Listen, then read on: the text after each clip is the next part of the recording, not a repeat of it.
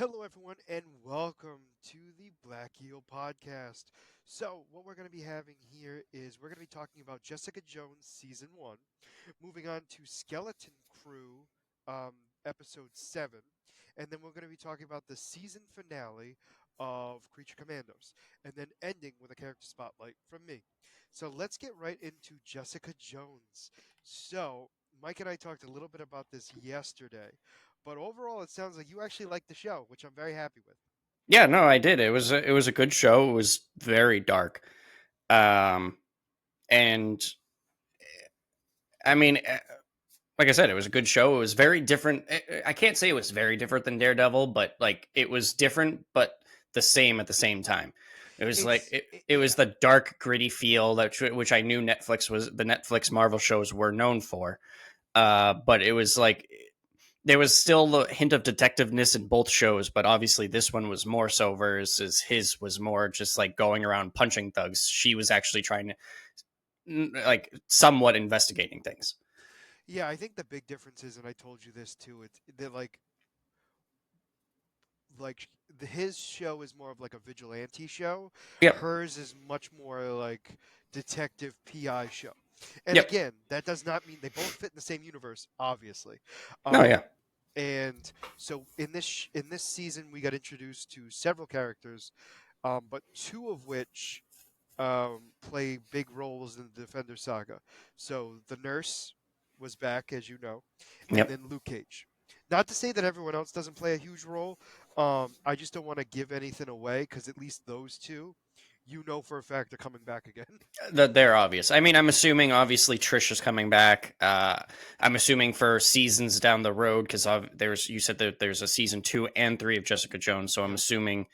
I'm going to assume since Simpson plays a role in one of those seasons. Um, and I mean, maybe some minor characters that were kind of like in the background, or but Absolutely. otherwise, those were kind of like the major players. Absolutely. And did you notice that the boys were here? A couple of the boys A were lot here. of the boys, I was thinking that I was like, wow, you had mentioned about how Starlight was a character. I didn't realize that there were other characters in it as well. Yeah, so I purposely left that out. I mean, granted, it was just Ashley and her, but Yeah, I figured that would get you going because they look so different. I mean, Um, there's, I mean, Ashley kind of still looks the same because she's but I they think like you could kind of easily, crazy, but but I think you could, Hope looks so much younger. yes. But I think the other thing too is it's like you look at them and you could easily not 100% recognize them.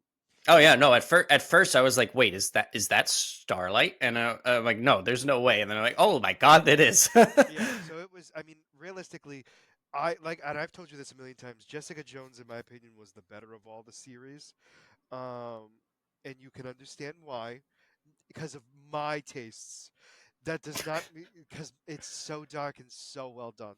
No, it is. It And is. It is. It is. It so far. I think if I'm comparing the two shows, I think right now Jessica Jones is slightly ahead of Daredevil. Um, yeah, I definitely for season one for sure. I'm curious at what it's going to be like when we watch the rest of them, obviously. mhm. But overall, Kilgrave. He So was a great villain. He was a um, messed up villain, and like it's kind of crazy too because it's like I couldn't tell. I actually could not tell if he was aware that he was a villain or not. Like it he really didn't. like He doesn't know. Like he in the it's like show, he, he's he like, legitimately doesn't understand like what he's doing wrong, or like if he does, he just doesn't care. well, Uh, and here's how I always look at it too, because he don't get me wrong, he obviously is the villain, clearly as clear as day, like he's the villain. yep, But in his mind, he's asking people to do things, right? yeah, And they're doing it. So it's one of those things where it's like, I think some of the time, like he knows his power, but yeah, I think he legitimately has a difficult time. Obviously, at the end, he's 100% the villain, but there's yeah, that point in the middle where he's kind of like, I just want to like to have a conversation with people, and it can't because if he phrases things even slightly as a command, yep, they do it without a question. And he's just like, I get that piece. I'm just stating like he's definitely the villain, but I don't think he truly knows he's the villain until the end where he's like, you know what, I'm gonna make everyone suffer because of Jessica. yeah. Like Now, that. did you know that you've already met Kilgrave before? No. So there was a show that we watched that's not part of the MCU, but it's a Marvel project, obviously, where Kilgrave existed somewhere else, and it's it was animated. Spider Verse. No, he was in X-Men animated series. Oh, was he? Oh, I don't remember. So he's called the Purple Man.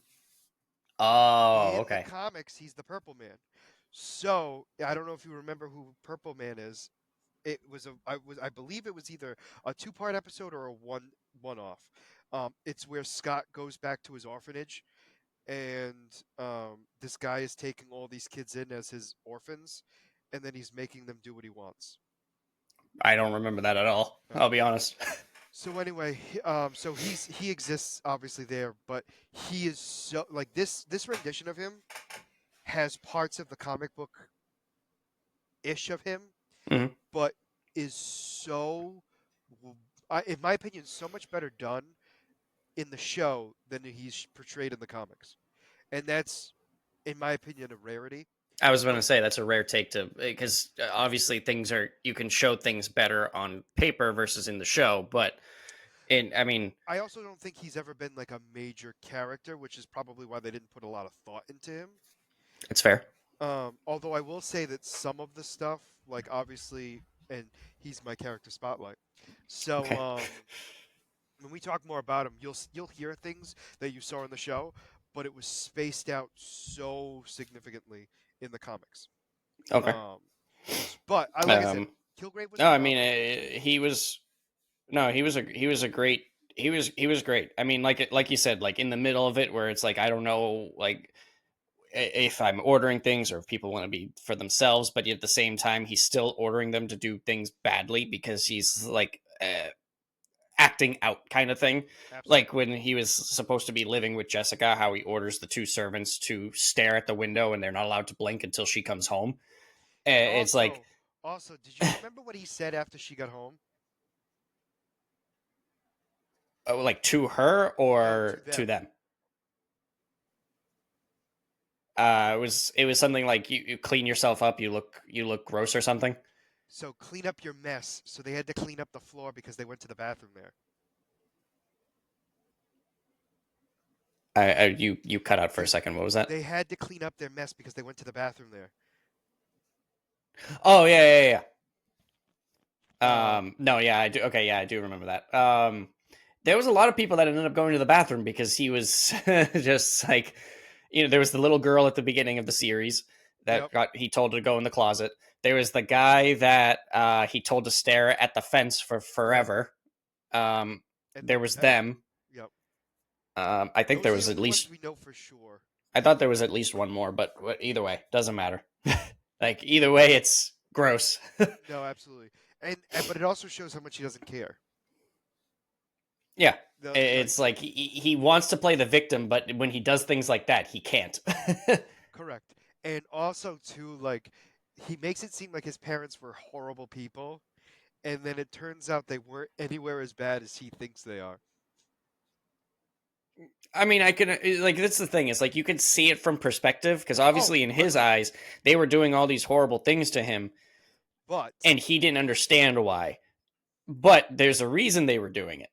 they I don't obviously know if I don't know if he truly understands why they were still doing it though. honestly, I That's think the big thing. It's like all these years that have gone by. I was gonna say I think he Um, just doesn't care now. I think at the time, if he was told as a kid, it would have made sense, or he would have had an easier time.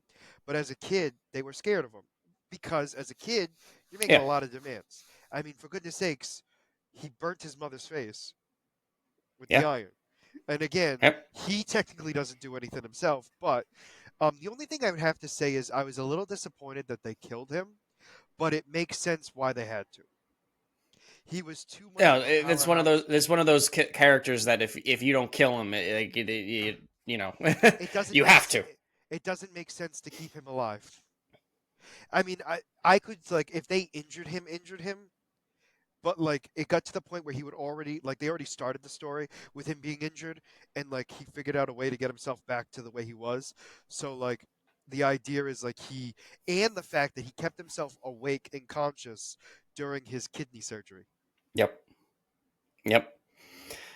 Um, no, I mean, like I said, this is the type of villain that you don't have a choice but to kill. Uh-huh. Otherwise, he just escapes, and as we saw, literally the entire season, every time he got caught, he'd find a way to escape, And that whether was it was kind of from and I his think that own was the whole doing build up. or other characters. And that was the build up to him having to be killed. Yeah. I still was shocked when I first saw it. Like I Oh yeah. wasn't expecting her to actually do it. Um, I thought but he was going to escape again. Like I thought he was still going to find a way to get away. absolutely until obviously the very end. Yeah. And then the guy he took the kidneys from, I felt so bad for. Oh yeah. Yep. Like there was so many sad moments, obviously, like people dying that again didn't have a lot of screen time, but you just felt horrible about. Oh, I mean, seriously. Like, I mean, even everybody that ended up dying, like, I felt bad for. Like, we had the detective that got murdered by Simpson Yep, after everything that he went through. yep. And the only We one that had, was on the side of Jessica. yeah, the only one that could have helped her. Like, then there was the lawyer's ex-wife. There, Oh yeah. feel bad for her. Then there was like you said, the guy with the kidneys.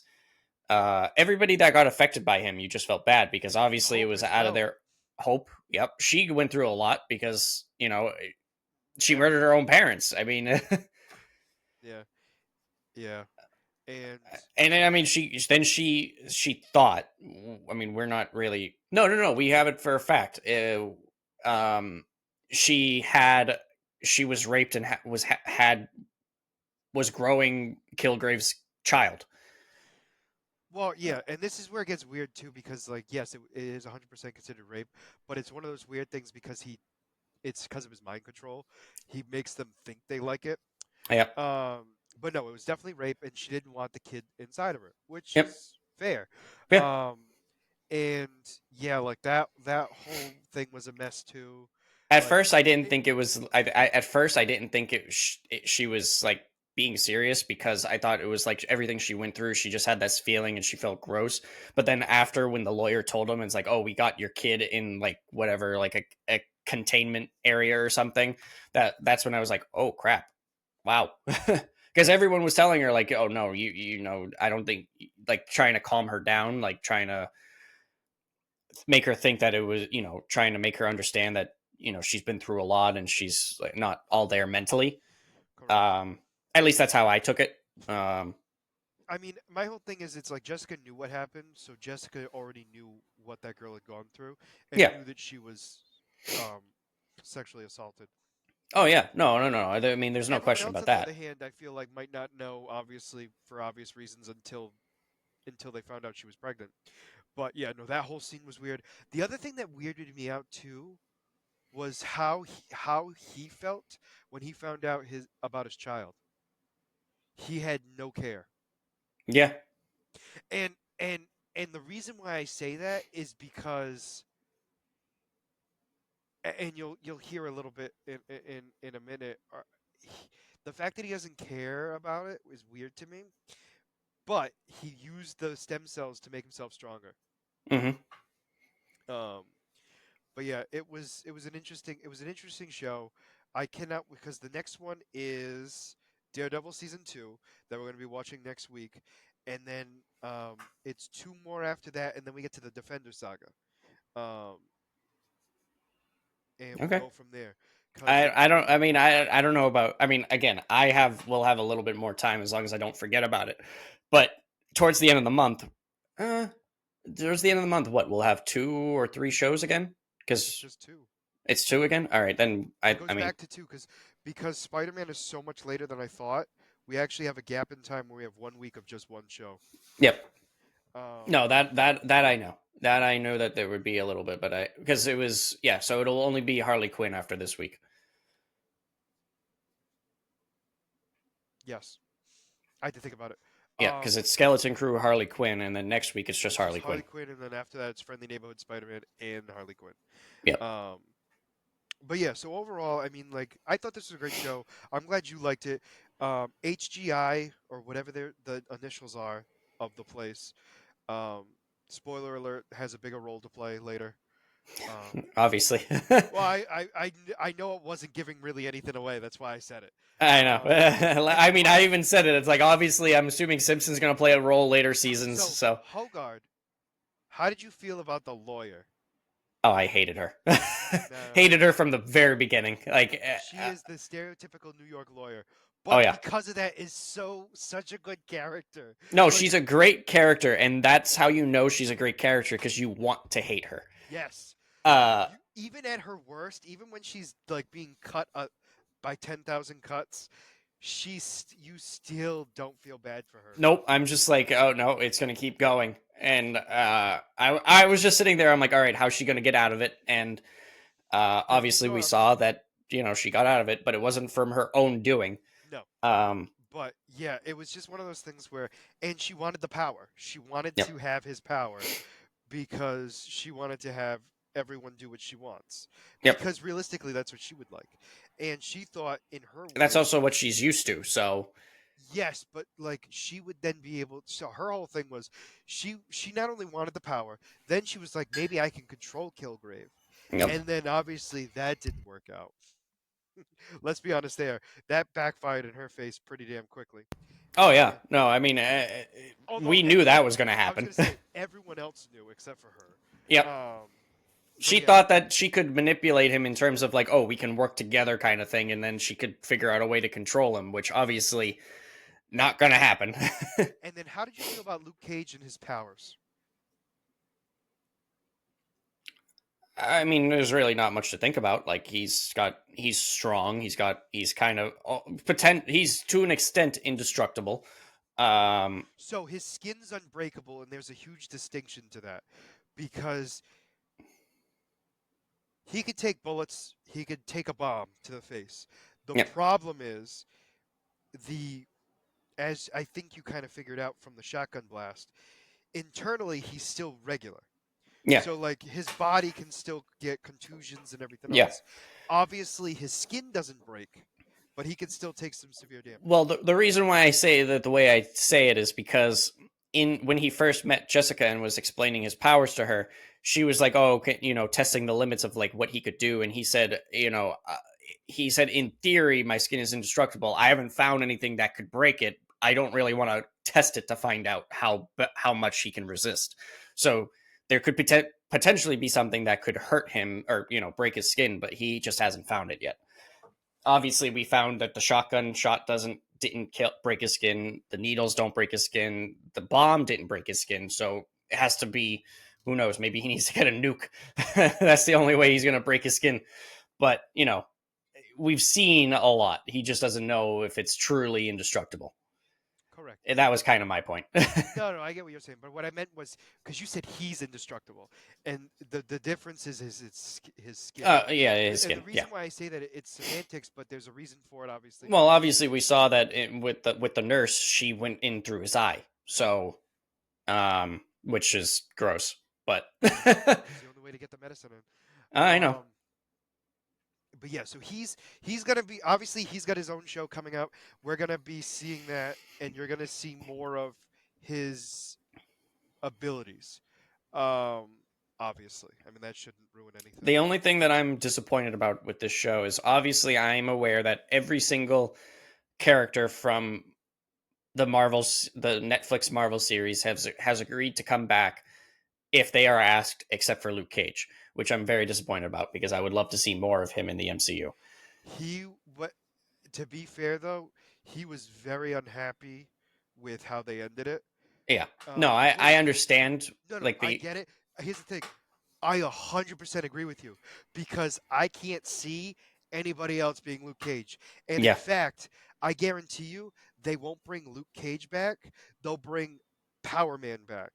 And the reason why there's a difference, even though it's the same character, they'll make it so they don't market him as Luke Cage, because they'll market him as Power Man. yeah. Um, Also, Fun fact too, we also got to see Jessica Jones's original comic book costume. It was the one that what's her name made her, Trish. Oh, the blue suit. Yep, and her name was Jewel. So in the comics, originally Jessica Jones was the superhero Jewel. Okay. Yeah. No. No. As soon as when I heard that, I thought like obviously that has to be like her legit, you know, comic origin or whatever. But obviously Yeah, they and didn't the go only by that. so I don't know if you know this when this show first came out or was announced, people were not happy with the actress that they picked for Jessica Jones, and Oh, really? the reason for it was because of not being comic book accurate. She's not blonde. Jessica Because of Jones what? in the blonde. Jessica Jones in the comics is blonde. Oh, okay. Um, But as you can tell, that because I I mean, never I've defended this before with other characters where their hair color is different. In the Man of Steel, you were so pissed that Lois Lane didn't have the proper hair color when it first came out, and I was like, "What's the big deal on that?" Like that's no, it's hair color. I have to agree with you on that one. But I think the other factor too is Jessica Jones is not a well known character, Yeah, so it doesn't it's like one of those things. Like we've talked about this they too, kept where everything else the same. They legitimately kept everything else the same except for her hair color. To me, that's a win. yeah, no, I mean, it's one of those things where we've talked about this with other characters in the past. Like when they brought Deadshot into the MCU, or no, well, MCU, Deadshot into the DCEU. Uh, they had just changed his ethnicity again, and people were up in arms. It's like he's not. He's only just becoming like a mainstream character. So it's like, yes, he's becoming popular because he's becoming Hispanic. Like No, if it, so he was originally white, then he went Hispanic, then he went black. yep. Um, And I think he's still kind of going. I think he's still going back and forth between the two in I've the seen comics. most But renditions of him since Suicide Squad being black, oh, is he only being okay? black. Um, Because you got to think of Suicide Squad, Icarus. No, not Icarus. The anime Isekai. Isekai. Thank you. Black. Oh yeah, he's Um, black in that. Yep. in in Kill the Justice League, he's black. Yep. Um, That's true. and then obviously in the Suicide Squad movie, he's black. Yeah. Um, I don't know what is in the comics. So that I Well, I'll agree with you on that one. That might change and fluctuate, yeah. depending on the universe you're in. But yeah, overall, like I'm very excited. Like I was very excited for this. Like you said, oh yeah. So yeah, Luke Cage not being asked. Well, I guarantee you he was asked. He was asked and he said no. And the only person that wasn't asked was Iron Fist. And I think most of the people from Iron Fist were not asked back. Um, I think there might have been only Okay. one, and you'll know which one that is when you watch the show. There will be only one um, that gets asked back. Um, I'm trying to think of anything else. Those are the main things. You're also gonna meet um, the woman who plays Harley Quinn in the Harley Quinn show. Not Margot Robbie, the other one, Kylie Yeah. Kuko. You're gonna see her husband in the Defender saga soon. Oh. Okay. That's cool. But Um. wait until you see him and then decide that. Um, Okay. trying to think. I think that's pretty much it. Jessica Jones. That was pretty much it for Jessica Jones. We're not going to be seeing season 2 until after the Defender saga. So I have to say I liked seeing the little because obviously I was curious about like what her trauma was, like what happened to her family, and I liked being able to get snippets of that throughout the season finally. And I will tell you, and this doesn't ruin anything. As time goes on, you get more and more. oh really? Oh, Yeah, okay. it doesn't ruin anything because it really doesn't drastically change a lot. You just Yeah. know more. Like you already know what happens. Her Yeah. family's dead from the car crash, and then Hmm. from that car crash, somehow she got powers. Yep. That doesn't ruin anything because you already know that. Somehow the organization experimented on her while she was unconscious, and here Basically, but comes the powers. you're gonna fill in all the blanks. Yep. Well, I don't know if all the blanks get filled. A lot of them do though. I'll say that a lot of them do. And oh, I hate Trisha's mother. she's she's another one that it's like, power hungry, wants the spotlight and everything, and she doesn't understand the wrong she's done, even though she claims she does. Um, like that one, I was every time she showed up in the scene, it's like, oh god. And then the abuse on her daughter in general, like that's utterly insane. and that's all we've seen. Yeah, I Like, can only imagine what more we're gonna get. I don't actually remember if we see any. We must see more of it, but it doesn't like ring a bell because realistically, you already got the information. Like, Yeah, mom was abusive. Mom wants to be back in her daughter's life, whether or not it's for legitimate reasons or not. I don't think it's even with me watching the rest of the shows already. I don't even think it's ever truly clear whether or not. it's like she definitely wants to be back in her life But it's slightly, but it's definitely partially for her own motives. Like she well, wants her to. that's the whole thing where it's like like it's definitely she wants back in her life regardless. Like Yeah. nobody's questioning that. But I mean like the her like legitimacy of it, like Hmm. whether or not it's for true altruistic reasons, like she wants to be with her daughter again, Yeah. or if it's because of the power thing. I think it's meant to be left ambiguous, and I think it's left that throughout the rest of the series. Well, like I said, there's a reason why I don't like her. So, Oh no, there are two characters that you hate in this that I don't think you'll ever not hate. yeah, And you've mentioned both of them. So, if I remember correctly, I don't think I think there's I don't think there's anybody that gets a they yeah I think they try to pull at the heartstrings a lot, but for those characters, but I don't think even I cared. I think legitimately I was just kind of like I don't care. yeah. No, I Um, mean, what they've done, it's tough. I mean, it's even with the lawyer's girlfriend, like seeing her character change throughout the season was pretty. That was cool because it was like well, she knew that she had a wife that she wanted to end because she was going to be with her, and then as she's learning more of her dark secrets, she's becoming more and more disgusted by her, yep. and it, it was like very. And then even seeing like the ex-wife like talking to her about how like, oh, she did this, she did this, she did this, and it's all like mirroring the same thing. And it's whether or not the lawyer actually, like, the crazy thing is I don't even know if the lawyer, what's her name, Hawthorne, I think that's how you say it.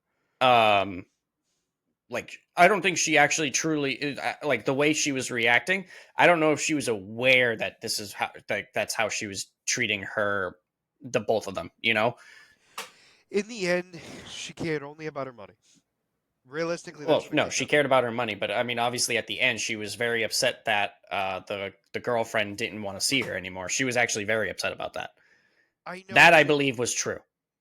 yes, but also if her wife was still alive, would she have felt as bad?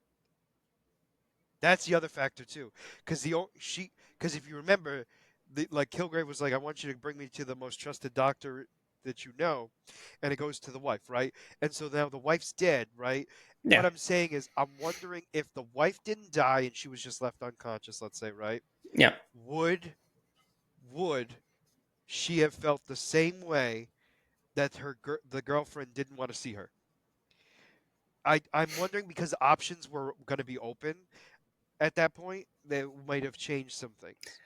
I don't know, because I think if the wife, with the way the wife and how bloody like the how dirty the situation was getting between the two, I don't think because she said it, she's like, I don't want ever want to go back with you, like, even if this doesn't work out, you're done, like it doesn't, like, And I'm again, I think you'll know too, like what she says isn't always what she means. So I it's like mean, it's that's tough. fair. I'll say this: she's such a good character that you don't really know. That's true. I Yeah. think we can agree on that one. Where like both sides can be true. Like that's the Yeah. weirdest thing in the whole thing. Both Yeah. sides could be true, but we will never know. We That's will fair. never actually know. No, that's Um, fair. Also, I love her defense for Jessica at the end. Yeah. Like, that was actually, a I mean, that was a good thing. Like I know you were saying, like despite all the good she ends up doing, like you still hate her. Oh no, It's no, like absolutely, it's yeah. like, oh wow, you did something good to start making up for all the bad that you've done. And you still don't even feel like you're like, yes, you should be doing this. Like it's not even like we're Yep. not even like, oh my god, she's doing so great. No, it's like, yeah, you need to do this. Look at all the It's like stuff you've it's done. about damn time, bitch. Like this is like legitimately just to make you to come close to being even. Like Yeah. just coming close, not even being there, but like maybe touching it. No, no, I wouldn't even say that. It's like, okay, this is the like here's the bad and here's the good. It's like, like whoop. you're moving. Like realistically, you're moving in the right direction. That's it. We're Yeah. nowhere close to where we need to be. I Um, mean, there were so many more people that died because she let him escape. yep. Like, Absolutely, and everything about it was great. I loved it, and I can't wait for the rest of the Defender saga to hear what you have to say. I am not looking forward to 3 weeks from now where we have to watch Iron Fist, but I'm excited to make you suffer through it because it's going to be the longest 13 episodes. Actually, I don't know if it's 13 episodes.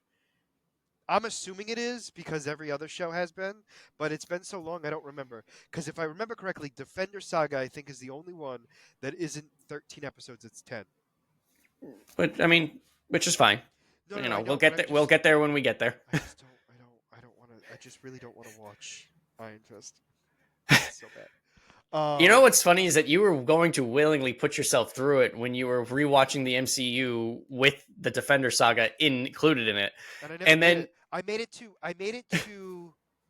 I finished Daredevil season 1, and I was working towards because there was something in between that and Jessica. It was something like something with Agents of Shield, because they were connected sort of too. Um, but oh, the yeah, other thing too in this shows when you mentioned Agents of Shield, there was a lot of references to the MCU again, which I know you said that they referenced it a lot, but they do they were never allowed to directly tie into it. correct because Um, they were talking about the aliens destroying New York, yep, an and alien. the super beings didn't even save us, and you're part of the problem, and Yep, it's like it definitely that and Agents of Shield. And I've never like obviously I've watched Defender Saga and Agents of Shield. I've just started getting into. They showed like street level issues after the galactic issues, like planetary yeah, issues. So like yeah, they showed how the world was reacting in more detail of after the convergence with Malachi, um, after the attack on New York, obviously because that was season 1 of it. So like all like the major stuff, you get to see like how they react afterwards. yeah. Well, that's good. And the world was not kind to the heroes, which is Which so is, weird to think about, yeah, but it yeah, makes so much sense when you watch it because they only see the destruction after, not the destruction that could have been. yep. I mean, it's crazy how real life how much it ties into real life. Like you see all these major disasters that happen, and people's responses instead of trying to be kind to the ones who save you, it's why didn't you do something to save us like before? It's like, well, there's only so much we can do. It's like I mean, we're there's an superpowers, but that alien doesn't mean anything. yeah, Like there's an we're alien invasion coming down.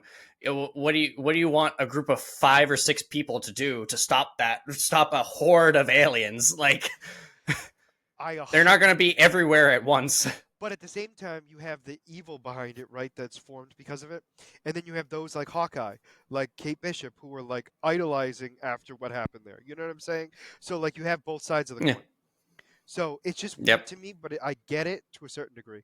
But yeah, so good. Like I said, I cannot wait for you to watch the rest of it. But let's move on to Skeleton Crew because I could talk about We'll get Jessica there. Jones forever. Um, oh, actually, one last thing. Did you notice how Jessica and Luke Cage fight? Obviously, very different than Daredevil. In the bar. No, just fighting their fighting styles. Oh. Their fighting Um. styles. I mean, kind of like most of it was just like straight up brawling. I mean, Jessica kind of, for the most part, Jessica tried to like just not really like fight, but just to like stop the situation for the most part.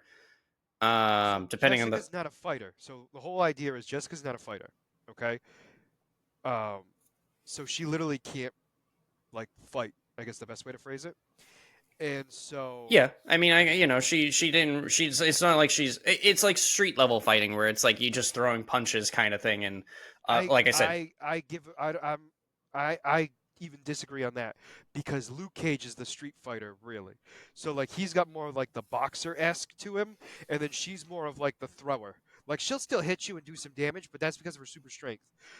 She's well, more that's from why I was saying like Jessica does never really wants to fight someone unless she has to. So she's trying to just stop the fight before she hurts someone. there's a reason why I'm bringing this up, Whereas, because you're gonna see them all fighting like, def- in the Defender Saga.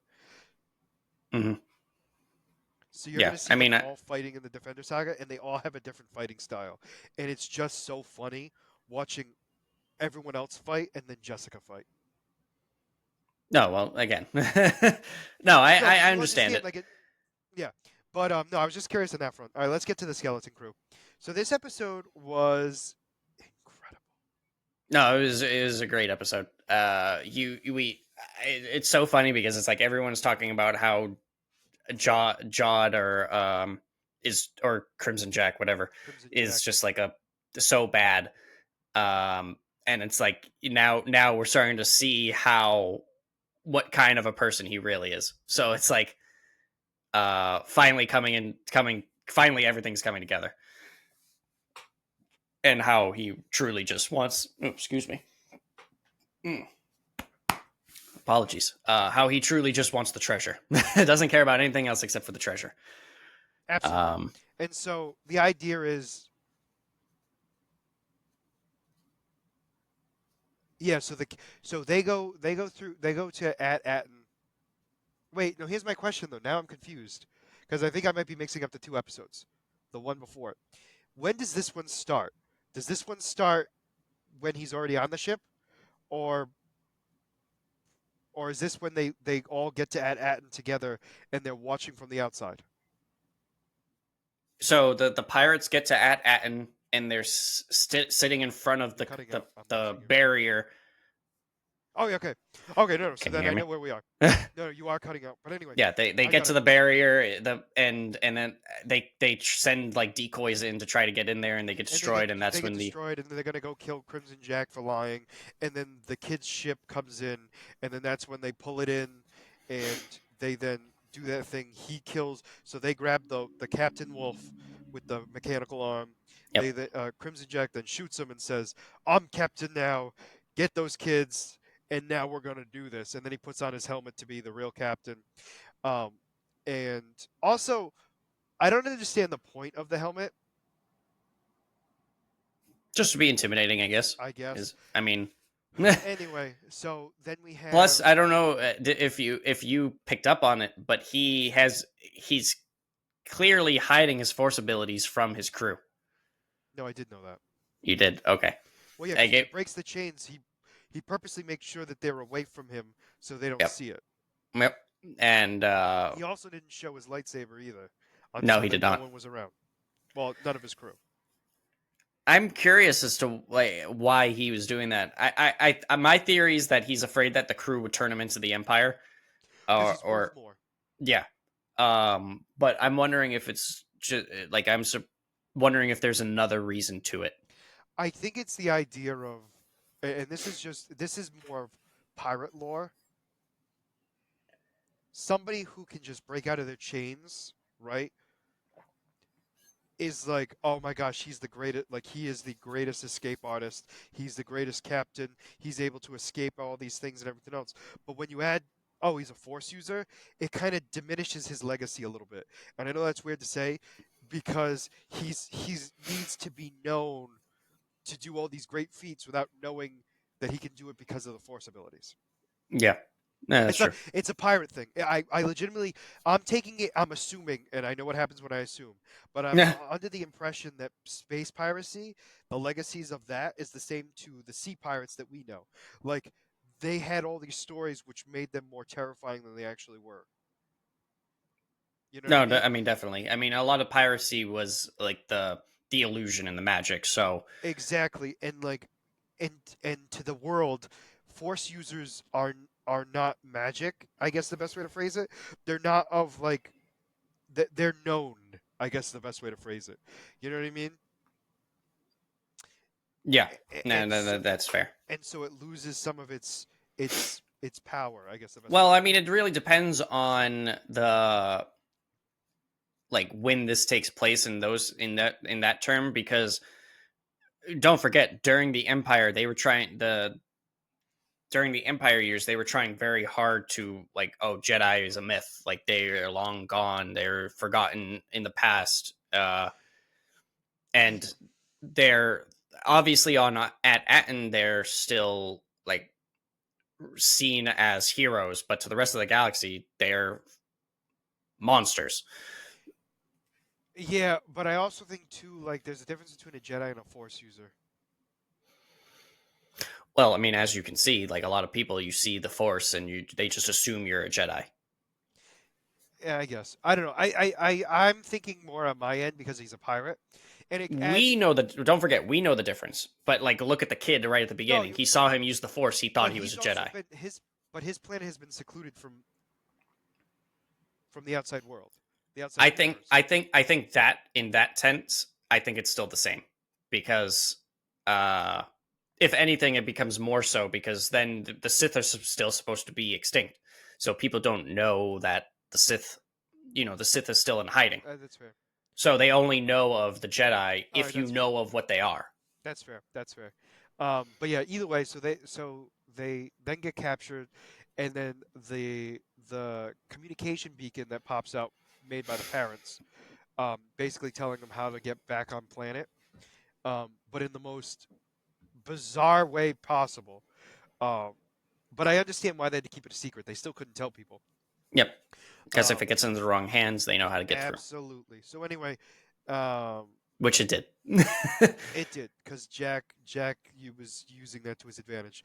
But then 38 comes in, and then there's a fight over who's the captain of the ship because Jack is the captain of the big ship now. He can't be a captain of the small ship. And Wim tries to say he's captain, but then stops it.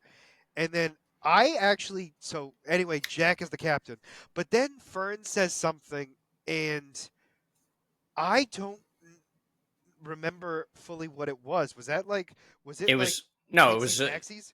yeah, it was literally just it takes these backsies. She literally goes, "I unclaimsy," Oh, I and unclaimsy, and and he's like that doesn't work in pirates, and he's like and 38's like good enough for me. yeah, it just knocks him out. I actually had a good laugh with that. It startled me for a second because I wasn't expecting it. It was close up on his face where he's just like looking at her, and you could see through his mask like the look of like, "Are you stupid?" No, that's And, that's not a thing. That's a and child thing.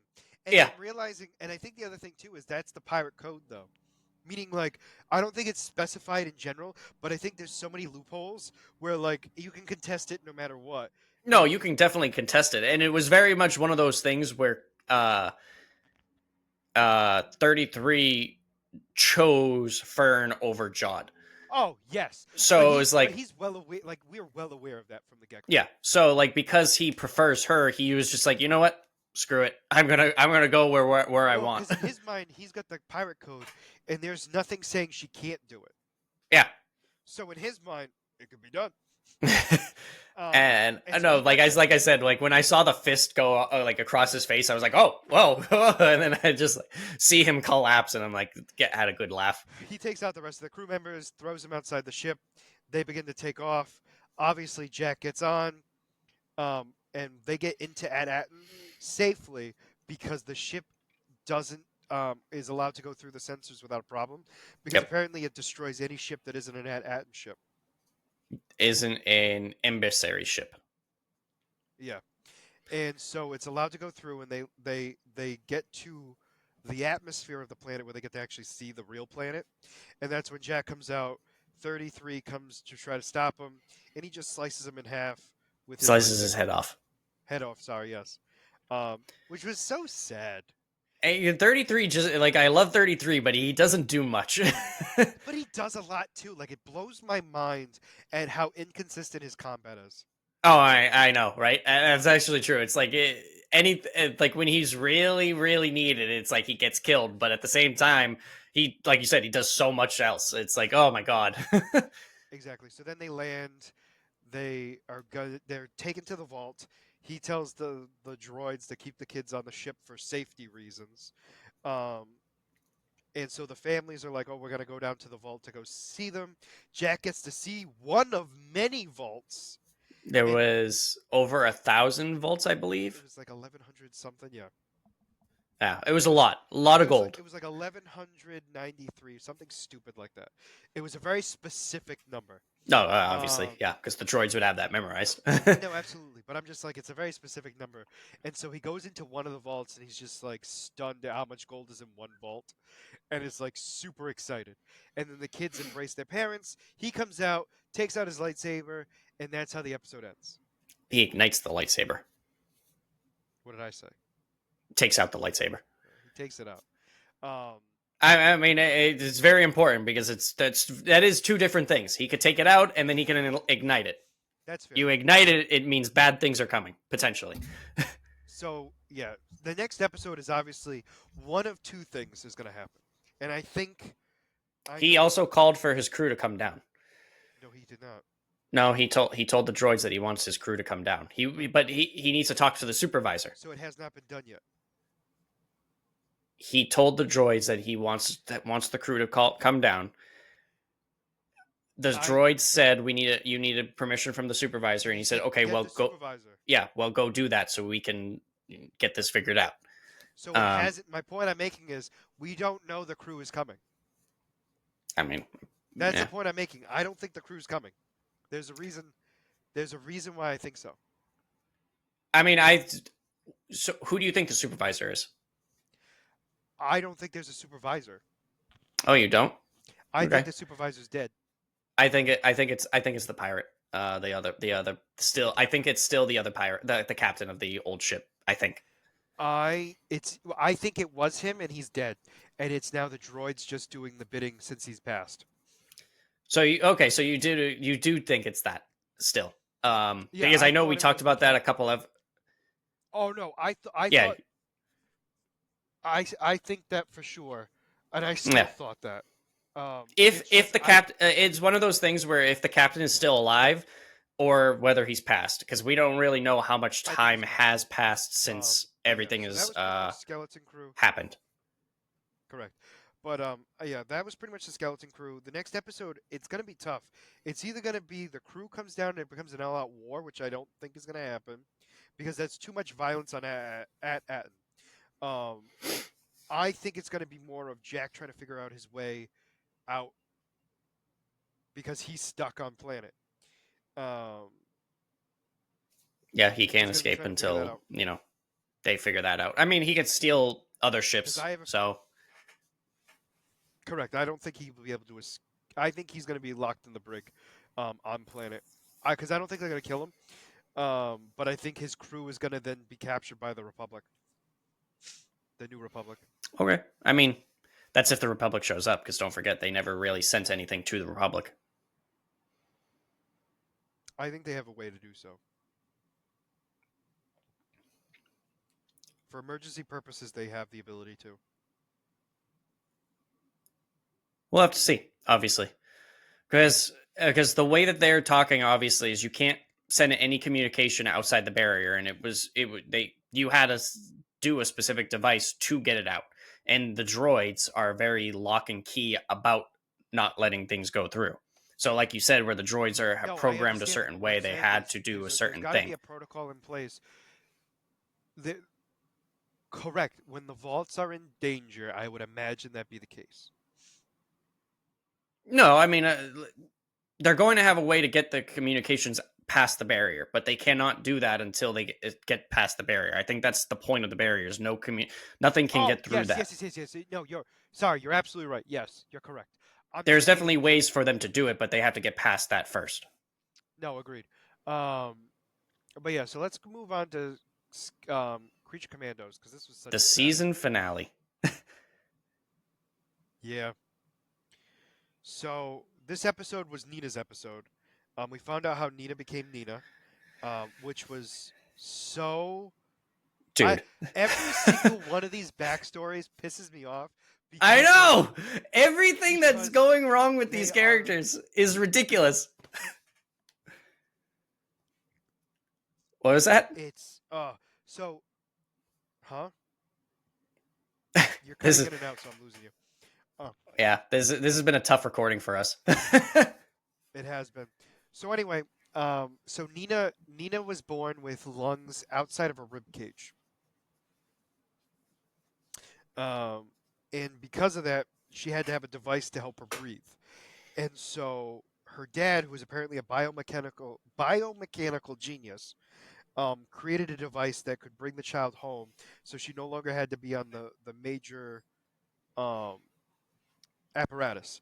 So they made a device for her, and apparently it caused a very big strain on their relationship, him and his wife, because the wife thought that Nina should have been killed, or not killed, but died naturally Yeah. because she wasn't able to breathe on her own, right? And she's like, "You're just pushing off the inevitable because you're going to have to keep building bigger and bigger machines, and she's not going to be able to be strong enough to hold it up." And at one point, we see her as a toddler with this massive machine, and she passes out because it's too heavy and she can't move as quickly. Yep. They were going for a walk, and she was just struggling on that walk. Correct. I also find it interesting she's bald the entire time, never able to grow hair. I mean, No, no, no. There's I say that because for obvious reasons. Um, because it's just awkward to me to know that that's the case. I'm wondering if it has to do with oxygen or if it's just the stress on her body. But I anyway, think I think it's a little bit of both, honestly. probably. So we then have him create a serum with a bunch of amphibious DNA to try to help her with her breathing. What happens is she gains gills, webbed feet, and everything else, and becomes more fish-like. So now she's suffocating on the operating table, and the dad then fills up the sink with water and throws her in, and everyone's like, "What are you doing? You're gonna drown her." And he goes, "No, I'm not." And then he finds out she can only breathe underwater now. Yep. So then tries to get her into school, which doesn't go well because she's bullied horrendously, being called a frog. And then eventually she decides to leave school and live in the sewer system, where she's hunts and eats food until she's captured by what I'm assuming is Belgrave police or whatever, or jail, because that's where she obviously goes. Then watches her father, who had been looking for her forever, try to stop her and save her from being arrested and everything. And then she watches him get shot in the heart by another useless cop in this series. I absolutely hate the cops in this show. Like I wait, you're why would you shoot someone going to see whatever the potential animal, whatever it was? Because I thought it was like animal control because of this way that they went to catch her, but it definitely like some kind of police unit, whatever. Um, and in what world do you, if someone is going over there, do you shoot them? Like that just makes the situation worse. You grab them and pull them away. You don't shoot them. Oh god. The So cops in this show are very stupid. yeah, in They're this very trigger happy. in this universe, they are the worst kind of people. Yeah. Um, so yeah, so we And then have just that. everybody else is just like, oh, you don't know, whatever. Everyone, the whole crowd is like, no one disperses. They're just like, oh, okay, And like then she yeah, okay. and then she watches her father die in front of her face. Um, yeah. So then obviously she gets taken to Belgrave, Bell Rev. Belrev. Thank you. Um, and that's where she's stayed ever since. So then let's get to the plot of the show, right? Can we just talk about the mind f in this episode? Oh my god, so much back and forth, so much back and forth. The bride, first off, I'm just without going into super detail right this very second. The bride is so much more smarter than I ever thought. Not that I thought she was ever stupid, but like highly intelligent, or at least intuitive, Oh right? yeah. So anyway, I'm gonna quickly go over the Rick Flag part, and then we'll talk about the main story. Um, so Rick Flag wakes up enough to say that the professor isn't the professor, And that's pretty much all he says. And of course, Amanda Waller's like, he wouldn't have just said this out of nowhere. Like, something's got to be legitimate about this. So she brings Pegleg over with her, and the two of them, because I can never remember his name.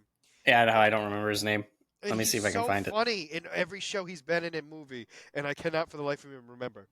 So anyway, the two of them go there, and they find Clayface on the ground still.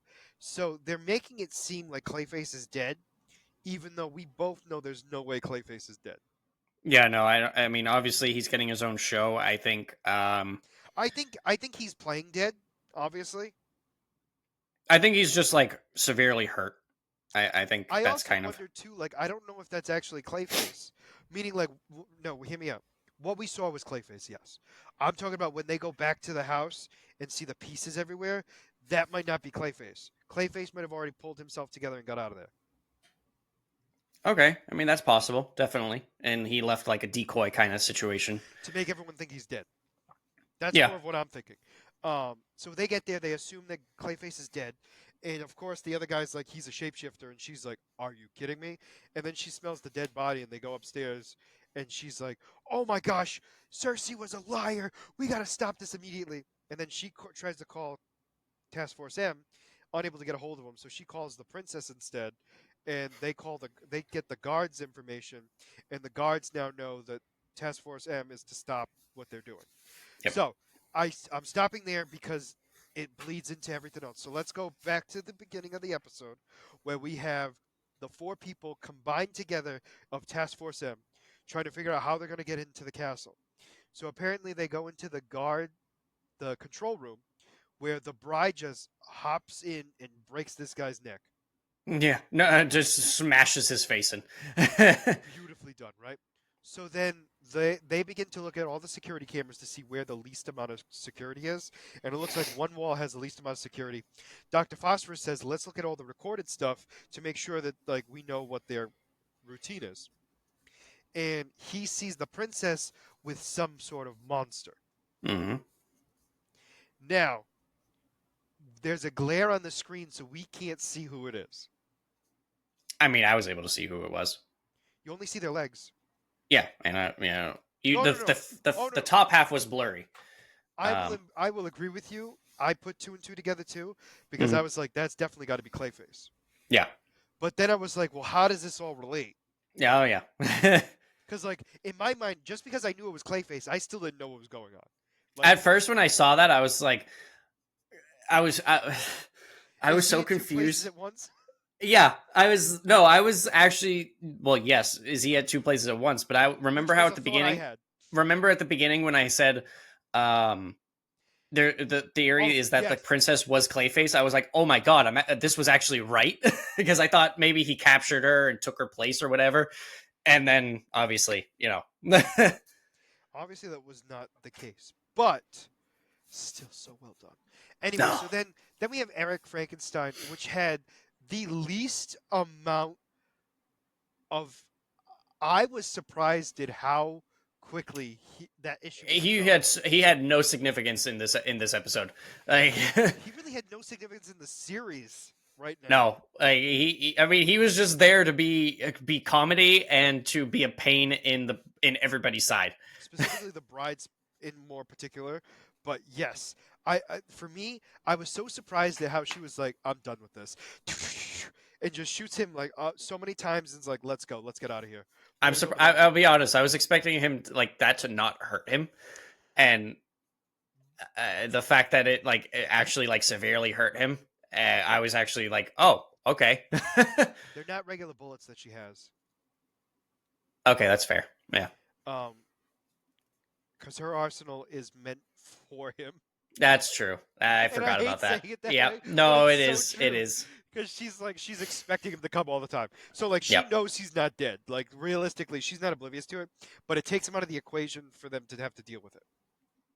I mean, I was when she shot him in the head. I thought maybe that was like I was like, there's no way this is the end. And then obviously we see the post credit scene. No, But so I know Frankenstein's able to put himself back together pretty much anything. Um, I thought if he got shot in the brain, it was there's ways around it because okay. realistically, he's not supposed to be alive. period. No, I know So like that, but I he thought it was can't. like kind of like the zombie thing where if you get shot in the brain, then that's it. It maybe, but I think even this one like he can regenerate. I'm Clearly, he's imagining though. not dead. I'm imagining there's got to be a way to kill him, obviously, but the bride clearly doesn't know how to do it, or else she Hmm. would have done it already. Let's be honest. It's very true. So it's not easy to be done, but I would imagine there's a way. That being said, she shoots him. They run to the wall that they were going to break into. Dr. Phosphorus cracks his knuckles, or what's left of them, and melts the wall.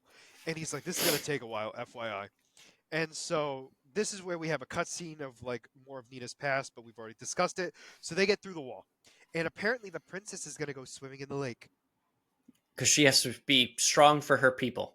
And the guy kills me because he's the new Sergey, because he's like, but princess, we have. She goes, "Are you around the perimeter?" Well, yes. Then I'm safe. I'm swimming, right? And this is the most um pompous we've seen her, I guess is the best way to phrase it. Yeah, I was gonna say, like she is so arrogant in this episode. It like is such a Which makes personality sense after change. we get the twist, but like it was very much off brand of how we've seen her so far, and I Yeah, was just like, hmm. So then we have the that's group, that's why I was like, oh crap, this is actually Clayface. but well, potentially. And to be fair, at this point, I'm not disagreeing with you. No, yeah, like up to the like as the episode's going, I was like, oh wow, this could actually like be the situation. I was like, did It Clayface wasn't figure out a way to split himself in half? which I mean I think can happen because pieces of him have been able to be Yeah, animated. So it is it's like, possible. We've had multiple Clayfaces in that sense. yeah. So anyway, she goes swimming in the lake. Dr. Phosphorus and the bride are trying to convince Nina that she's the only one that can do it. Because of all the guards and everything else, they'll be stopped before they could get close to her. And Nina's like, well, why me? What, like, it's like, you could do this. And then Dr. Phosphorus is like, you could do this. And then she leaves. He goes, did I sound like I give a, did I sound like I give a shit? And so Nina goes swimming. And the weasel keeps thinking that the princess is the little girl that used to play with him, um, and that plays a huge major role um, because the weasel jumps into the water before Nina's able to stab the princess, and everyone sees Weasel swimming in the lake or attempting to swim. Drowning in the lake. I was just going to say, yeah, he can't swim, which is I forgot that was a thing because in the movie he can't swim. Yep. So anyway, he's like dog paddling at best, I'll say. Uh, but Mike's right; he's drowning, and the princess sees him, looks down, sees Nina, and then kills Nina, stabs her like 48 times, and I wish I was exaggerating. Like it was Yeah, well more than stabs her a before. lot. Just and everyone just sits there and watches because nobody knows what to do. I want to point out like the cold face that the princess has as she's stabbing Oh, Nina the too. princess doesn't care. Um, Like but yeah, very like so like we said, very different than how she's been acting this entire series. Dr. Phosphorus grabs Weasel and is like, bad dog, bad dog. Weasel bites him in the arm, causes damage to Dr. Phosphorus, and then Weasel gets his mouth burned, which, to be fair, makes a lot of sense, obviously. The bride is And in it does. shock. She then gets the telephone to speak to Waller, who explains everything that's going on, and Bride just crushes the phone out of sheer anger. Yep. So then, cut scene to them all being in the castle, right? Nina, I'm assuming, is just dead in the lake. I don't know if they've even grabbed the body. I'm Yeah, just assuming, leave her. I'm assuming not. But anyway, they're all praising Weasel for being the hero, and Doctor Phosphorus has a great moment of the bride being like, all the stuff we've done and we're not considered heroes, but he is. And she's like, what do you want? You want to be petted? He goes, well, yes. He goes, you know what it's like to not be touched in 15 years? She goes, yes. Yes, I do. Oh. And he Yeah, doesn't just finish. like He's like, awkward. he's Well, this was awkward because this is normally what I get above people, and this doesn't work with her. He's like, well, I still want it.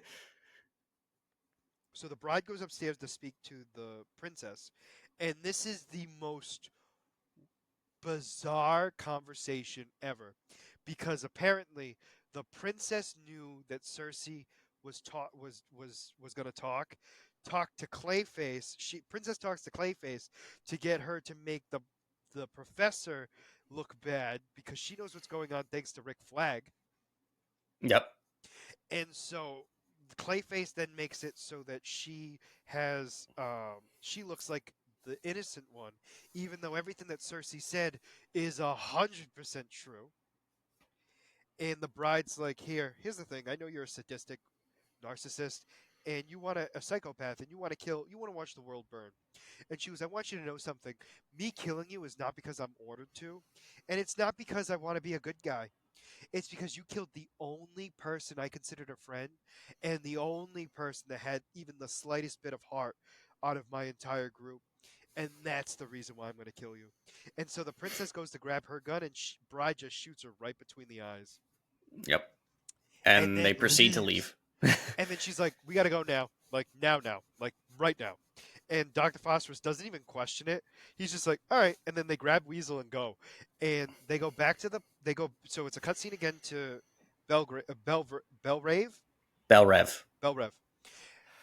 And the bride is outside her cell talking to Pegleg. And he's like, Amanda Waller doesn't really express feelings well, but she's going to show gratitude in her own way. And you're going to have a secluded area for you and your team. And she's like, team. And the door's open. It's Weasel, Dr. Phosphorus, that bat looking girl, and the living mummy. One more. Actually, two more. Oh, G.I. Robot. And King Shark. Oh, that's right, King Shark. Which was S- it voiced by Sylvester Stallone? no, different voice actor. Who? So I pulled it up. His voice actor, it is Dybridge Bader.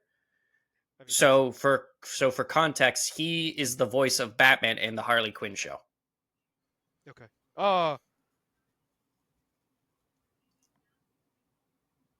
is he? Yeah, I thought literally John Hamm was Batman. it says it right here. Dybridge Bader voices King Shark in Creature Commandos. He previously voiced Batman in the Harley Quinn animated show. So they might have changed it at some point, but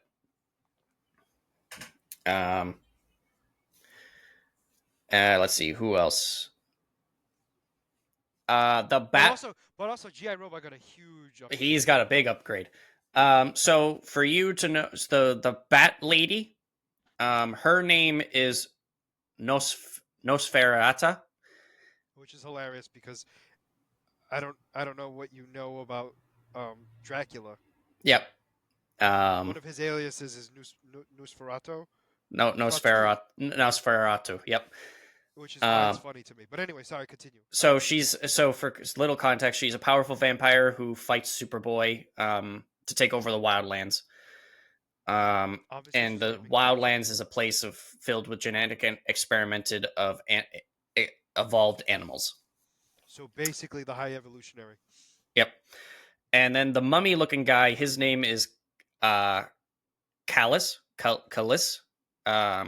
He's a revived mummy who worked for Shade, who is a counter-terrorism organization led by Father Time, who uses the Creature Commandos as field agents. Nina and Frankenstein in the past, in this Creature Commandos team that was led by Father Time, Nina and Frankenstein were also on that team. Yes, I know. And I'm in actually proud of myself. I looked that up. I'm very proud of you. And did you look up that in the comics, Callus actually also revived Nina because she had been killed before? No. So there's a possibility she could come back in the next season. To be fair, death in comics is always like a non-existent thing. Yeah, but I was going to say. It also makes sense because it says monsters. That reviving monsters is easier to understand than humans. I know that's weird to say, but bear with me. But overall, But him on losing. another spec, the Nina's backstory takes place in Star City, which I don't know if you remember, but Star City is the home of Oliver Quinn, aka Green Arrow. Quill. Huh? Oliver Quill. Oliver Queen. Oh, I've always called him Quill. Oh my god.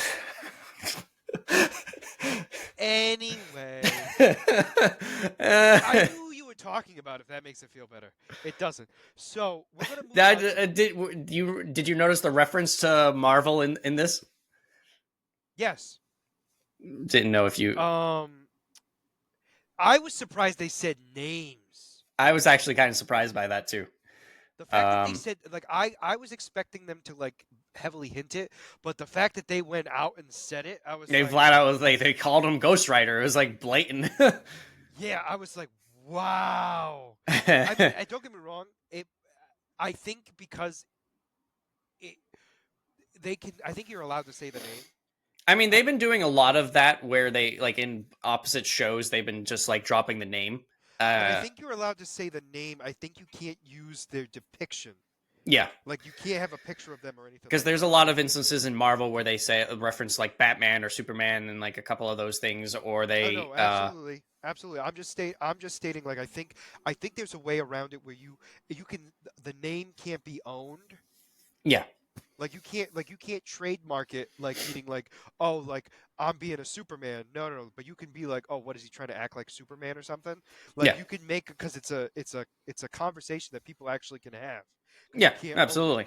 But you can't like show a depiction of it or anything else. So let us move on because we're going to be getting season 2 in 2030 for Creature Commandos. Yep, Um, but let's move on to my character spotlight. So, Mike, does the name Zebediah Kilgrave ring a bell to you? I have no idea. Nope, So, what absolutely about not. Purple Man? I thought we already talked about this. I don't remember that. So anyway, he's Kilgrave that you know Yep. from the show. So he was a Croatian spy turned supervillain. He was exposed to various unnamed chemicals, changing his skin to a purple hue. He was altered by an accident and ended up giving him the new ability to control people's minds by using his at his will, using pheromones. He began to use his powers for personal gain and developed a cruel nature. He eventually came across Jessica Jones, whom he kept as a personal sex slave for several months. So apparently the chemicals that he was endowed with were nerve gas, and apparently because it was a in liquid form, which does not make sense to me, but it's Marvel Comics. The nerve gas canisters were shot and he leaked on him, which made him turn himself into like that purple hue, which then called himself the Purple Man because he was legitimately purple. So creative. Yeah, I also don't know why he turned purple. It doesn't make sense, but whatever. So Kilgrave never confirmed the story, but a woman by the name of Melanie met Kilgrave in a bar in Buffalo, New York. Taken with Melanie's beauty, on a whim, Kilgrave used his superpowers to induce her to marry him. Eventually, he truly fell in love with her and decided to free her from her mental control in hope that she would genuinely love him as well. Instead, she fled to Toronto, never wanting to see him again, and he actually never went to go find her because he loved her so much that clearly, if she didn't love him back, he wanted her to be free. Oh, okay. I know, very weird. Yeah. Melanie gave birth to his daughter, Kara. Kara turned 13 and her skin turned purple. She developed superhuman powers similar to that of her father, Purple Man. Melanie then told her that her father was the Purple Man. Kara, calling herself Purple Girl, became associated with Alpha Flight, which I know you don't probably know who that is. That's the No. Canadian version of X Men. Is Oh. the Canadian team of superhuman adventurers. If I just kept reading, I would have told you exactly who they are. Clearly, someone wasn't prepared. I did read this beforehand, but I didn't read every detail.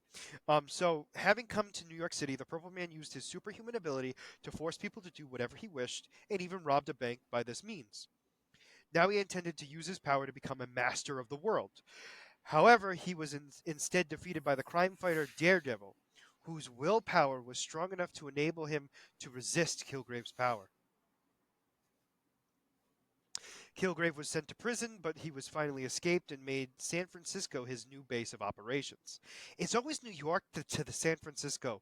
This is like a typical crime thing, because even Kingpin does this too, and it blows my mind. Like the parallels don't make sense.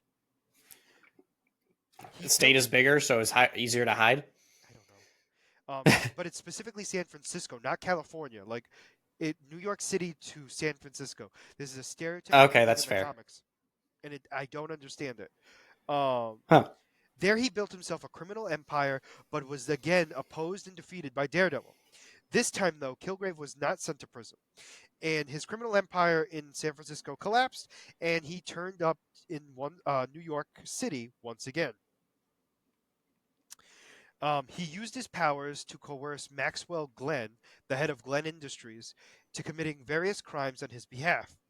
The first major step in Purple Man's plan to create a financial empire for himself. Glenn was put on trial for all the crimes that he committed. Glenn committed suicide because of it. However, Daredevil learned that Kilgrave was the one that forced Glenn to become a criminal, and that the crime fighter had confronted Purple Man at Rikers Island prison. Kilgrave, however, realized that Daredevil was blind and correctly guessed that he was Matt Murdock. Their confrontation ended when Kilgrave plunged into the sea and thought to be drowned. Kilgrave survived and but the experience of this latest defeat radically altered his outlook on life, and he realized that he had no need for him to engage in criminal conspiracies because he was sick and tired of battling costume crime fighters. Since he could get anything he wanted by using his powers, he decided to retire from crime and become a gentleman of leisure because he would just make people do whatever the hell he wants. However, one day a car being used by two underlings of the Kingpin of Crime, aka Kingpin, to make a major delivery of illegal narcotics accidentally collided with Kilgrave's purple Rolls Royce on a New York City street. Angered, Kilgrave used his powers to compel the two criminals to fight each other. The police arrived and confiscated the heroin. The Kingpin had Kilgrave brought into him, and Kingpin too proved to have the strength of will necessary to resist Purple Man's power.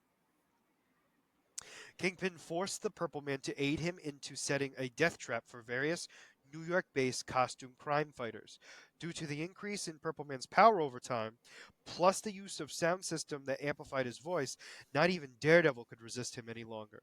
However, wearing earplugs so he could not hear the Purple Man's voice, the Moon Knight knocked the Purple Man unconscious, and Kilgrave was then taken into police custody.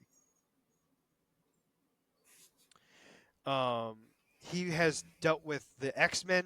Obviously, we've talked about that. He also had a fling with Jessica Jones. At the time, though, she was Jewel. He made her his personal sex slave for a while, and many other things. He's disappeared, come back again. Jessica Jones has tried to take him out multiple times and has failed. Um, He's attacked Luke Cage. So apparently, when Electro created a riot on the raft, Kilgrave tried to mind control Luke Cage into killing the Avengers and threatened his wife and unborn child. However, Kilgrave was given drugs in his food that would negate his powers, and Luke Cage then beat him to a pulp in the response of his demands. Kilgrave also went toe to toe against the Thunderbolts, and tried to defeat them as well. Kilgrave was also able to use his Civil War, use the Civil War incident to take over a squad of Shield agents and hovercraft to escape Canada. He was stopped by U.S. agent who managed to push him off the craft, injuring him in the process. He he controlled a Las Vegas casino after that for a while. Um, Dealt with the Hood, who you now sort of know from What If. Yep. Um, he was then put back into the raft because he's a criminal. He was added to the. He Kilgrave later tried to form a new criminal empire with the help of Headhunter, Avalanche, Shocker, Deathstalker, and Surge. Together they battled Misty Knight's crew, who you'll learn about later. Okay. He recruited members of her crew to his side, but later was defeated and disbanded. Kilgrave started gathering numerous children he had with women under his influence over the years, as he wanted to use them to rule nations, as well as to finally know unconditional love. However, his purple children turned on him and united their will to force the Purple Man to walk in front of a train and kill himself. Hmm. However, the Purple Man's body was found and taken to the morgue. His healing abilities brought him back from the dead. Oh. When the San Francisco PD responded to the Purple Children's rampage, he escaped the station and later found Daredevil in a gutter, who had recently been emotionally overpowered by the Purple Children. Kilgrave started beating Daredevil up until obviously he was able to control himself enough to get out of there. So Daredevil got out of there. He tried to find Jessica Jones once again. Following Shield's dismantlement, the Purple Man escaped custody and sought out Jessica Jones. After taking over the body of her daughter, Dana Jones Cage, to alter Jessica of his intentions, Kilgrave approached her um, at her temporary headquarters and the abandoned bakery, and attempted to open up to her, claiming he wanted to be different and that he needed help to do so. Jessica's allies gunned him down in retaliation, and the Purple Man caused all bystanders in the area to riot, causing his chance to recover and escape. Jessica decided to follow Kilgrave's ways and agreed to listen to him, and lured Jessica to her blown out office while taking control of Captain Marvel. Once there, Kilgrave confessed his belief that he could be some kind of god. Jessica argued that he could use his powers to help the world instead of creating chaos. Because of this, Kilgrave offered Jessica to do whatever she wanted in order to make the world a better place. Instead, Jessica confronted Kilgrave for the abuse he forced her to endure and told him off. After admitting that Jessica was right, the Purple Man simply just left her office, claiming he knew that what he needed to do. And while walking down the street, he dropped dead abruptly. All right. So, Purple Daughter. To exact, to exact revenge on his father, Benjamin Kilgrave partnered with his siblings, the Purple Children, to steal their father's corpse after his death and manipulate the mind of Captain Marvel into thinking she had thrown it into the sun, thinking like she had thrown his body into the sun. Benjamin learned that if he mixed his blood with his father's, he could duplicate the same abilities more or less by injecting people with a mixture of it and use it as a gaseous form. Once his father self resurrected, he began to drug him, leaving him in an induced coma so that he could drain him of all his blood. Great kids. Lovely. Um, I'm sorry. Was it so? Zebediah was able, with what little strength that he had, was able to grab a sample of the mixed cocktail from his son and took possession of a delivery guy who injected Dana Jones Cage with it, causing her skin to turn purple in order for her to get her mother, Jessica Jones's attention. Jessica feared, since the purple skin developed, that maybe her father was Jebediah instead of Luke Cage. This led to a confrontation between she and Benjamin's sister, Kara, who was under Benjamin's influence. After Jessica found the address of where all the clues led to, she was stopped by the Purple Children in order to keep her safe from Benjamin's grasp, but she was able to get through with the help of Emma Frost, because why not, right? However, Benjamin gained the upper hand by injecting Emma with the blood compound, turning her against Jessica, who used a disruptor to keep her safe from being possessed. Jessica knocked Emma out and took on a whole crowd of people, also her possessed husband, Luke Cage, for those of you who didn't know, before she made it to the next room, where she met Benjamin for the first time and saw his father lying in the bed unconscious. Benjamin explained to her that he was, as Cage came up behind her and destroyed the disruptor, rendering her unconscious. Um, she later fixed the disruptor, which led to being contracted by Kilgrave himself. He explained the entire story and told her the only way that she was for her to allow him to take over her body. Agreeing to his proposal led to Jessica breaking out of the illusion, and Kilgrave had control over her. He decided the best course of action was to kill Benjamin. After the fight between the two, Jessica was able to break free of Kilgrave's control through the intervention of Kara and her siblings, keeping Kilgrave asleep. Carol managed to come to get Zebediah, aka Kilgrave, to the raft, and Benjamin escaped once again. Fun fact: Kilgrave was then pulled out of the raft by Kingpin, um, and Wilson told him about his power was about knowledge and not physical strength, and he then mentioned how he had nothing to use against him.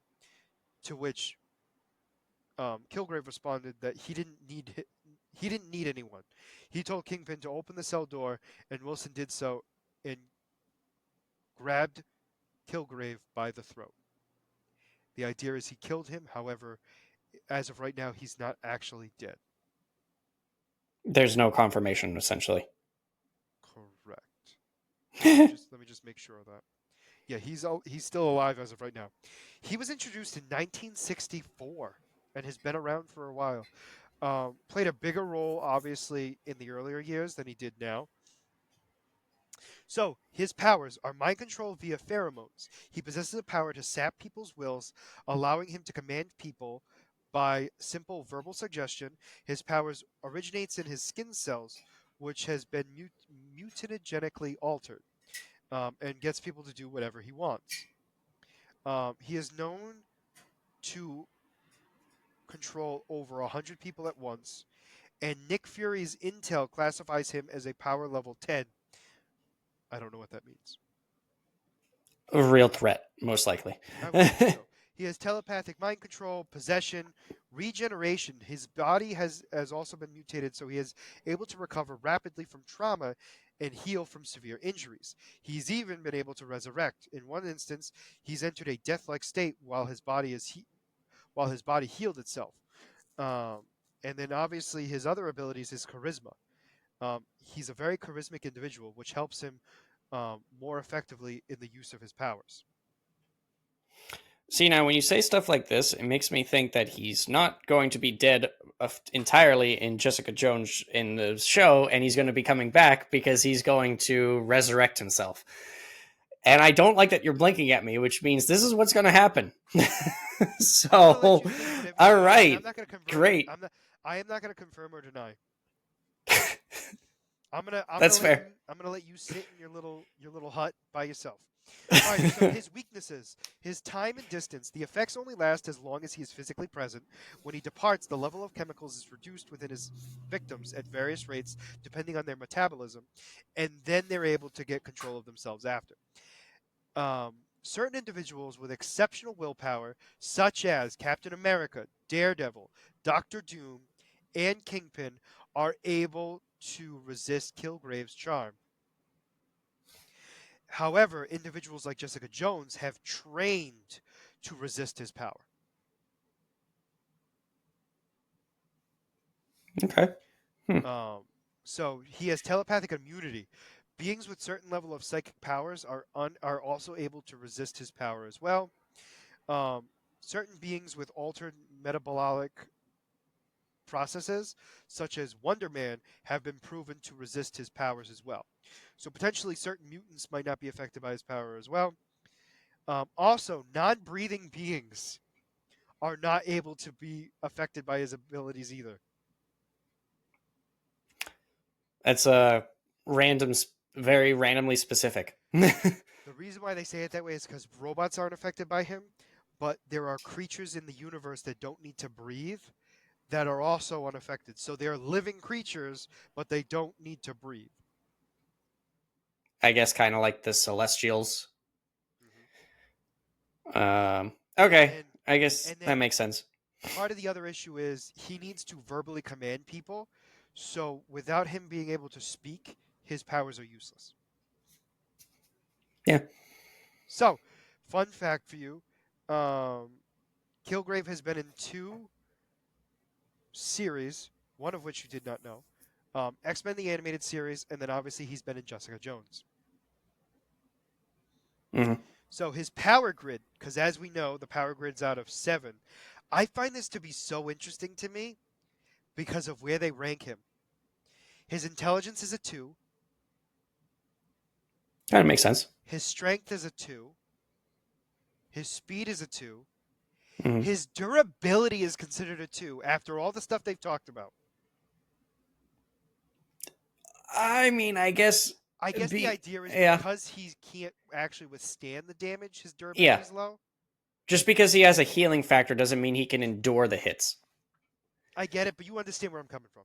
Yeah, His energy projection is a 3 because it's short range to mid range, makes sense.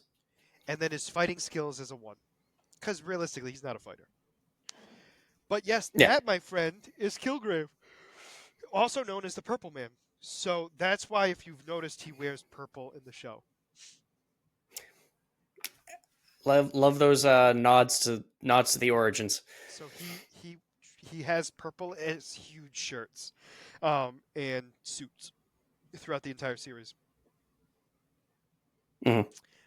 It's not bright purple, so it's obviously not like a obvious, but it's a huge hint to the audience. But for next week, we're going to be talking about Daredevil season 2, the series slash season finale of Skeleton Crew, Hmm. and the season premiere of season 5 of Harley Quinn. I can't wait for that. I'm actually very much looking forward to it. But I'm for now, excited. if you made it this far into the podcast, please make sure to like and subscribe down below. Other than that, this is going to be Scott and Mike signing out of the Black Eel Podcast. Have a wonderful night. Bye bye.